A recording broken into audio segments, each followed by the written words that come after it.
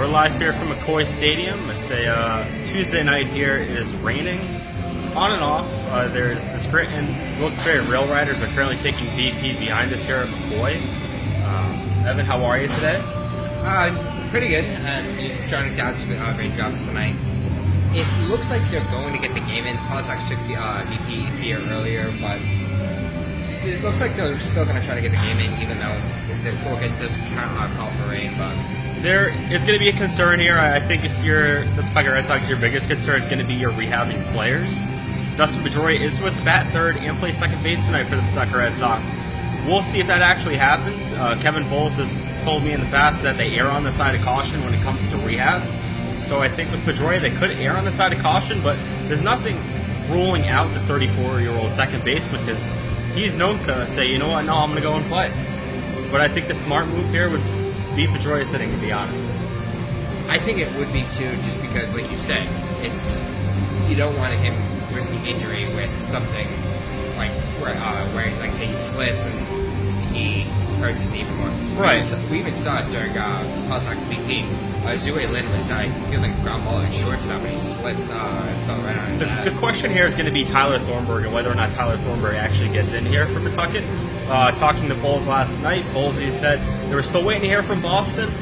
Thornburg is available technically tonight, but with this rain, I highly doubt they're going to give Tyler Thornburg the mound because in his second time trying to back-to-back, he lost his velocity a little bit to control, got one out.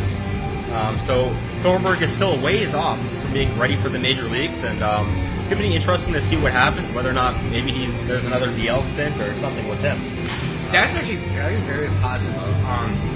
Thornburg said in the past that his one of his hurdles to coming back to the major leagues is being able to pitch on back-to-back days. In his last outing on Saturday night, where he pitched the second day of a back-to-back, he only threw 3 strikes on 11 pitches and got that set one out. And he did not look good. He did not look like how he did the night before. So is this one of the issues where during his rehab, where he's not able to get the arm strength back after just one And when I say DL, I don't mean re-injury. I don't mean he's injured or anything like that. With the type of injury he had with that shoulder, with the extended absence he had over a year, not pitching on the mound, you're going to see your arm strength fluctuate from game to game. Maybe they shut him down from a baseball perspective in terms of actually seeing game action. Maybe it's going to be a lot of side sessions, stuff like that. But with Thornburg, you kind of know when's it going to click. But to be honest, anything he gives you this year in Boston is a bonus to me. I don't think you should expect anything out of him. And it's kind of be like the Carson Smith situation last year, when he came back, whatever he gives you, that's good for them. Oh, absolutely. I mean, personally, I think you'll end up seeing Thornburg at one point this year. I don't think it's going to be as early as that people are thinking. I think it's going to be later this summer, possibly like in August, or really after the All-Star break. Because, like you said, he hasn't pitched in over a year, and he needs to get that arm strength back. And we saw it the other night, like it didn't happen. Right. Now, before the night before, he did have a few days off between outings, and he did pitch. He pitched pretty well. So, but it's that back-to-back. It's that back-to-back. He's not being able to get the arm strength, which he desperately needs. So, he can't. If he's going to be a New England bullpen, he can't be pitching every third day. That's just not going to work out. And this is an interesting Major League bullpen for the Boston Red Sox. There's a lot of moving pieces. Hector Velasquez had a phantom DL. Pitched last night for Pawtucket. Looked fine. Looked like Hector Velasquez of last year. He looked like he did earlier this year. So Velasquez looks good to go whenever Boston needs him back up. Could see a back-to-back here from Velasquez, only 13 pitches last night. As for Austin Maddox, the other rehabbing reliever, likely will be in Pawtucket for the foreseeable future, barring an injury at the Major League level or a need for another reliever. Last night, velocity was at 92 with that fastball. Control was an issue. He was missing high with that fastball. They tried to extend him, tried to get him in that 9th inning, despite having 24 pitches, but wasn't able to record an out. Walked 2 batters in the 9th inning. Opened the door for Scranton, only for Ryan Brazier to come in and absolutely slam it in their face and stuff their throat with a double play, and then a quick fly out to get us out and make sure we didn't have extra innings at McCoy. Yeah, they've got a lot of extra inning games here so far at McCoy Stadium. And obviously, you got the new rule in minor league baseball where every inning in extra innings you begin with a runner on second base. And speaking of Ryan Brazier, though, he's pitched in a lot of extra inning games for Pawtucket this year. He's actually been a late inning reliever for Kevin Bowles. And he's been so good to the point where I'm wondering, all right, does Boston give Ryan Brazier a shot? I know the way their roster is currently built out, probably not, but if something happens, Brazier is a veteran at this point. He's a journeyman. And he is an asset, I think, to the Boston Red Sox. Oh, he absolutely He's pitched well enough where he might warrant the look. Yeah. I mean, he's been a journeyman, and he does have major league experience with the Angels. But having him in the major league bullpen up in Boston, it is a really strong possibility that does happen. Right, certainly is. I mean, there are definitely guys ahead of him, like Jalen Beeks, Williams. No, I actually think. All right, so I think they view Jalen as a starter, and I don't think you should mess with that. I don't think Jalen would. I don't think, as much as I like Jalen Beeks and I'm high on him, I don't think he's going to have success out of the bullpen because that's not what he does well. No, you're absolutely He has composure on the mound. He knows how. He doesn't let games get out of hand. Yeah, he slows stuff down. You're right. The only thing is with Beeks is he has the build of more of a reliever, not a starting pitcher, just because he's a smaller guy. Saying that, like you look at this numbers on the mound here down here on AAA, he strikes out close to like 12 or 13 batters per night. Heading into yesterday's start, he had a 39% strikeout rate. Something. Okay, that's like kind of like 10 or 11. Only had 6 last night. With Beeks, if he doesn't have his best pitch, like his cutter was on and off last night, he knows how to work through it. Like the fastball is really good, the curveball was bad last night. So he realistically had one pitch in that fastball, and then that cutter was hit or miss for him last night. So he worked essentially with 2 pitches, and was able to get 6 innings against a Scranton lineup that had a guy like Greg Bird and Clint Frazier and Adam Lind, these major league players in. So he was able to settle down and get through multiple cycles in terms of going up and down through that lineup. Very impressive from Jalen Beeks, and could be an asset for them this year. But I think the biggest thing with the Boston Red Sox, if you look in Pawtucket, is going to be where do these players go? What happens when you have to activate Tyler Thornburg? What happens when you have to activate Dustin Pedroia? Is it going to be Brock Holt who's the odd man out? Is it going to be Jackie Bradley Jr. who has a major league has an option as well to come down here? I don't. You said maybe JBJ, but I don't think that's going to happen. I don't think it is either. The only thing is that the option is there. Something I didn't realize until a few days ago. He is performance-wise, Jackie Bradley Jr. should not be in the major leagues. No, it's been. But he will be because the way their roster's built out. So Pedroia comes back. Pedroia's at second baseman. So then you're like, all right, do you trust Brock Holt to be your 4th outfielder? Do you want to have do you think JD Martinez can play 100 games in the outfield? Probably not. And you don't want him to play 100 games in the outfield. He might want to, but you don't want him to do that. No, you don't. So you run into the situation where Jackie's going to stay there. And you can't call up Bruce Castillo because he's going to push you over the luxury cap threshold. So you run into a situation. Brock Holt going to be the one who's going to be out. It's going to be Blake Swihart. It would have to be Brock Holt or Blake Swihart. The organization values Blake Swihart really right, but they also value Brock Holt. They do. But as an option. What you do, so who are you going to end up getting rid of? The option would have been, it had to be Brock Holt just because A, he gets paid more, and B, you value Blake Swihart, and if you try to get rid of him for something down here, he's gone. The thing with Blake Swihart is he's not getting enough playing time. So if you value Blake Swihart for the Boston Red Sox, you play him. To me, they're afraid of what he's going to do if they trade him, if they release him. The potential of Blake Swihart becoming a success in the major league level is way higher than Brock Holt. Oh, absolutely. So that's what I think they're afraid of. They do value Swihart, but not enough to play him. They're just afraid of what he might do after. They don't want to have that one that got away.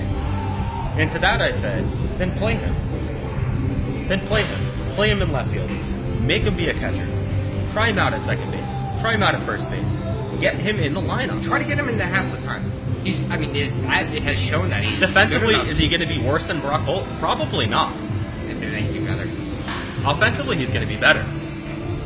So that to me is their issue. They're going to have a situation where Pedroia's going to come back, and I'll tell you what, Pedroia can come back right now. He might not look great at the plate. He doesn't look that great here, but that's something that's going to come in time. He's about 100 at-bats behind everybody else. So as he catches up, Pedroia's going to be back. So what happens? And that's a good question. I don't know what they're going to decide. Is there going to be a trade there? A potential for a trade? Because I think they'd rather have Zue Lin up there than Brock Holt. I think Alex Cora likes Zue Lin more than Brock Holt. I think he sees himself in him. Kind of that, Yeah, I never even thought of that. Yeah. So I look at Brock Holt and I say, well, what is he doing on the roster? I think Zoe Lin would be a better option for them because I think Zoe Lin's a better hitter, and defensively, I think Zoe Lin's better at the positions he plays. And he's way better in the outfield than Brock Holt. Oh, yeah, absolutely. Zoe Lin can legit play center field. Legit play. Brock Holt can't. Sorry. Can't play a lot of things, but he does. No, You know, they trot Brock Holt out to play the outfield. He realistically can't play the outfield. No, and Sam Travis has played the outfield better than Brock Holt. No, you're absolutely right. And the only thing is with Brock Holt is, if granted he gives these spurts where he's hitting like pretty well, like right before he went on the DL earlier this year, he was on an 8 hitting streak or something like that. If you look offensively at Brock Holt's numbers right now, it's fine. Brock Holt's giving you exactly what you would like. But the thing is, so why don't you trade him? They've shown he's shown if you play him every day, his average is going to come way down. So yeah, you're absolutely right. You should end up trading him, trying to get some assets in the organization. To me, when Pedroia comes back, he fits in for Brock Holt, and honestly, move on from Swire. If you're not going to play him, move on.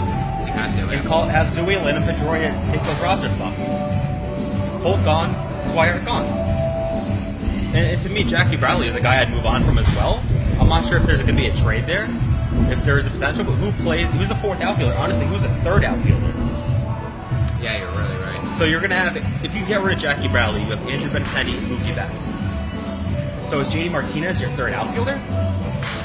That's not something you're going to want to run into. No, you're not. He's fine defensively, but he's shown that time since he loves the ball stuff. Is that Brock Holt the third out? Like, you know what I'm saying? Jackie Bradley, the way this organization is structured, is stuck where he is. Unless they say, oh, Cole Sturgeon, who can play all three outfield positions, is called up. And honestly, he's just been here in AAA for a little bit. He's been dealing with some wrist soreness up until this point. But Sturgeon was raking in AA, and you can see the bats there, the swings there. And when he starts raking in AAA, maybe Cole Sturgeon is 26 years old. Maybe that's the move he made. Maybe, you know what, Jackie Bradley's gone, we're going to bring in Sturgeon, who actually has a bat. Oh, you're absolutely right. Maybe there's another option. Because other than that, in the outfield in Pawtucket, I mean, it's not going to be Nori Tavares, who I think can hit, but he's still dealing with the comeback from last year's wrist injury.